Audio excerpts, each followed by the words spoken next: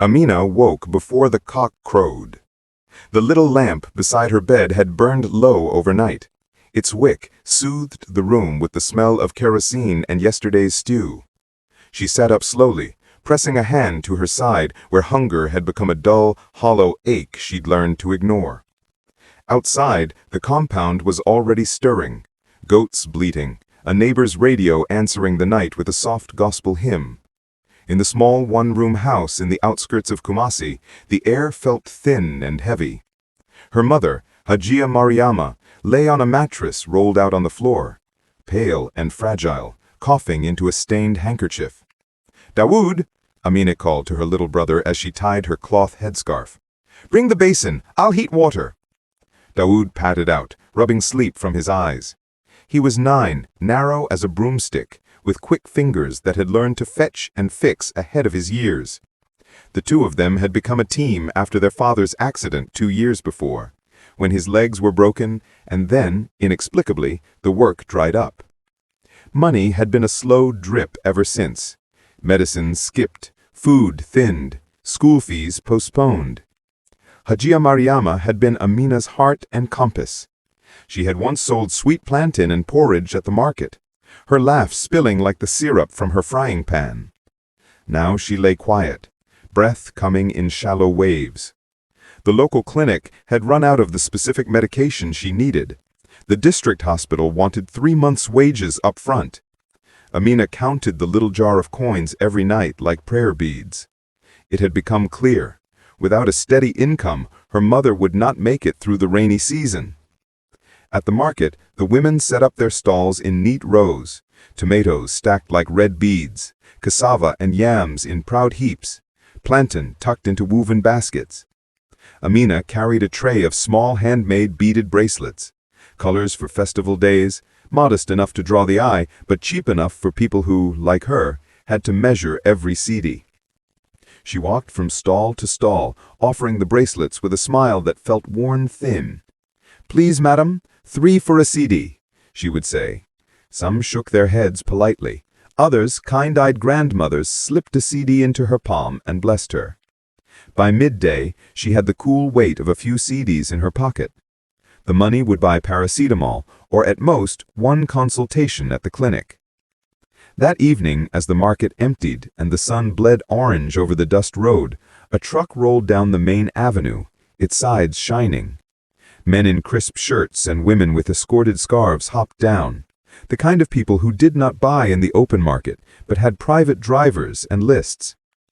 At the rear of the truck stepped out a man whose presence seemed to pull the air taut. He wore a soft, tailored kaftan, and a smile that had been practiced for cameras. Around him flowed assistants and cameras, not the kind the cameras the market used to document village weddings, but glossy things that clicked and collected light. He moved with calm, unhurried authority. "Chief Ibrahim Soro," whispered one vendor to another. "He's come to bless the new clinic." Amina had heard the name. Chief Soro was a billionaire from the city, a man whose investments knitted together ports and farms and technology. He had given machines to big hospitals, banners in his name fluttering on pillars. But these were things in the paper, another life in another place. He was not the kind of man who took the time to notice a small girl with bracelets. That evening, as people gathered beneath the newly erected tent, potentially a few yards from where Amina sold, she watched Chief Soro speak into a microphone. He talked about giving back and building capacity, words that warmed the crowd like thin soup. He moved closer to the front where a few dignitaries clustered. Then, as if the moment decided itself, Chief Soro's gaze drifted to the market edge and held on Amina. Amina felt as if someone had tugged at the hem of her life. The crowd's applause washed over her and then receded. Her feet carried her forward before her mind agreed. She told herself that she would simply pass by, maybe offer him a bracelet with the brazen politeness she had learned. But the hand she raised shook. She approached the tent with the beads clinking like small prayers. When she reached him, Chief Soro looked down with the same steady, appraising attention he gave a new investment, and then softened. He took a bracelet between the tips of his fingers. "Made by you?" he asked. "Yes, sir," Her voice was a faded thread. "For my mother. She's sick. We need money for medicine." The crowd murmured. Someone nudged their neighbor, curious for the rest of the story. "You are very young to ask such things of me. What sort of work do you want?" A grin threatened her. She had thought of 100 answers. Anything at all. Cleaning, selling, fetching water. "Any work, sir. I can cook, I can sweep, I can learn." He paused, and for a moment Amina saw the man behind the title. A man who had once been young, perhaps hungry, who now stood surrounded by people who called him benefactor. He turned slightly, addressing his aide. "Bring the car. I want to see where she lives." The ride back was bumpy and smelled of expensive leather and citrus. Amina's clothes felt like a costume. She could not tell whether the ride was a kindness or an examination. At their house, Chief Soro listened as Hajia Mariama coughed and spoke in a voice that was brave and frayed. He sat on a woven mat, knees to knees with them, and asked about medicines, about the clinic, about whether there were other children in need. He did not ask for show. He took notes. "Miss Amina," he said at last, standing, "I run a foundation and several businesses. I also like to give work to people who want it. Tomorrow, come to my office at 9. Start as a canteen helper at one of my construction sites. I can pay you enough so your mother can get proper treatment." Relief rose inside her like warm water. She began to make a list in her head, the tickets for the clinic, the cab fare, the medicines. But the hope was a flame that needed fuel. It had to be managed. Her eyes brimmed. "Sir, thank you. God will bless you." He smiled in a way that showed both weight and patience. "Work hard. It is what makes help last." The construction site was a world of dust and loud machines. Amina learned quickly how to move between men who measured concrete and women who prepared the food, the rhythm of ladles and steel. The canteen was a small hut with a wooden counter. Her job was simple but relentless. Prepare hot fufu and light soups, sweep the area, keep the plates and cups clean. She came early, left late, and returned to Hajia Mariama with pockets that for the first time in many moons contained enough for medicine, for a small bag of rice, and for the clinic. The money saved like river silt, slow at first, then gathering weight. When she took her mother to the specialist hospital in the city, the doctors leaned over charts and ordered tests. The diagnosis was chronic, but treatable with a regimen of medicines and careful diet. It would be an uphill road, but it was a road. Hajia Mariama's cough began to soften. Yet the real test for Amina came not from the work, but from people's eyes. Rumors whispered through the compound that Chief Soro had taken pity on a girl, that she was now a charity case. Some wagged their tongues and called her an opportunist. Others praised Chief Soro for his generosity. The children at school mocked her for smelling of stew and sweat. Strangers at the market whispered that she now had connections. Amina held fast. She remembered her mother's hands teaching her to thread beads, to fold cloth, and to say, "Work with dignity, even when you have nothing." She worked to feed dignity back into those hands. One evening, as the sun sank and the site's laborers sang in the shade of palm trees, Chief Soro walked to her table. He was older looking in the sunset, lines at his eyes like the furrows of a well-tended field. "You've done well," he said simply. "How is your mother?" "Better, sir. The doctor said—" Amina stopped, startled by the strangeness of telling her life to someone who had once been a blot in the paper and now seemed a man who could steer fates. He continued, "I want to offer you more. There's a small new program at the foundation that trains young people to manage community clinics and run supply chains.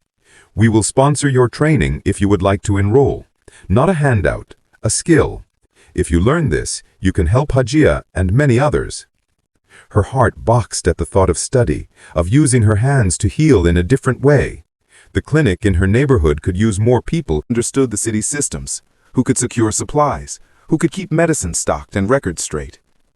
"I would like that, sir," she said. He offered her a card. "Come to the foundation office. We'll make sure the fees and transport are handled. Take it seriously. This chance could serve more than your family." Amina took the card with fingers that trembled not from fear, but from a kind of reverence. She walked home that day with food in a stronger basket and medicine in a wrinkled paper bag.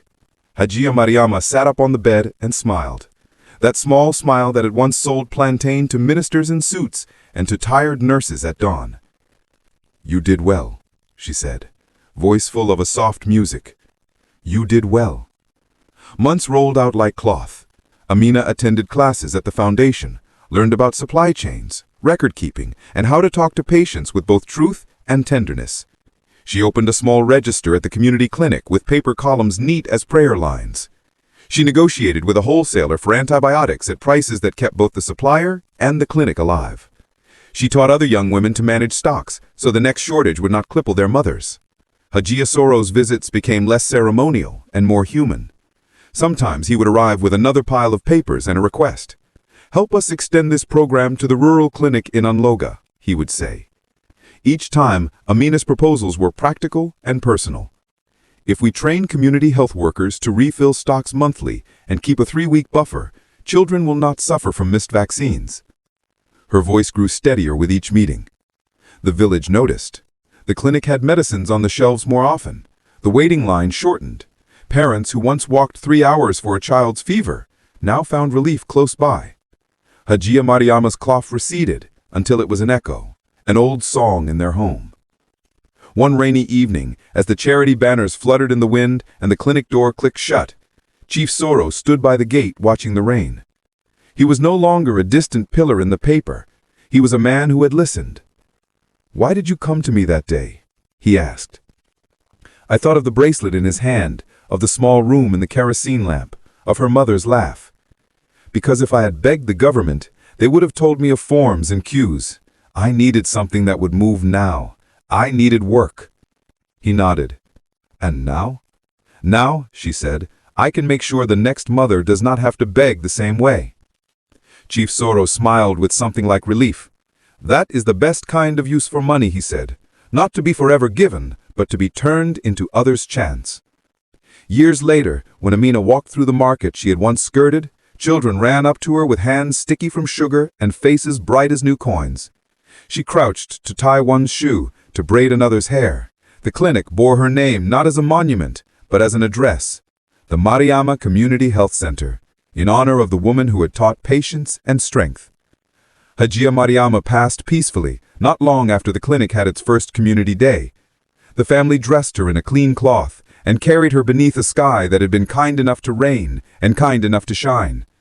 The loss stung, but grief here layered on gratitude, for medicine, for belonging, for the fact that mothers now had a place to turn.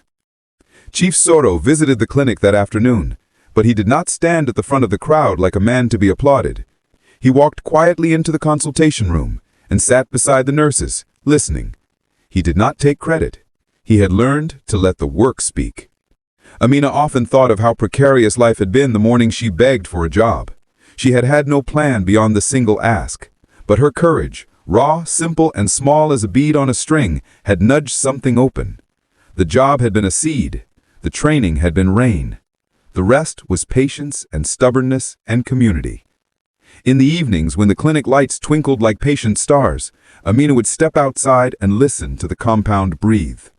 Children played in the dust, their laughter weaving into the night.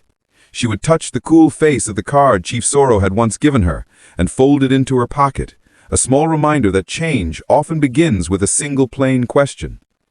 "Will you tell me the truth?" a young girl once asked her, eyes wide. "What truth?" Amina asked. "That people like me can ask." Amina smiled, and the smile felt old in the best way. "Yes," she said, "you can ask. But remember, asking is only the first step. Work is the second. Then you must give what you can back, even if it is only the lesson of how to ask." And in that little community outside of Kumasi, beneath the lamps and the patter of rain, the lesson spread, not like noise or hymn, but like steady light.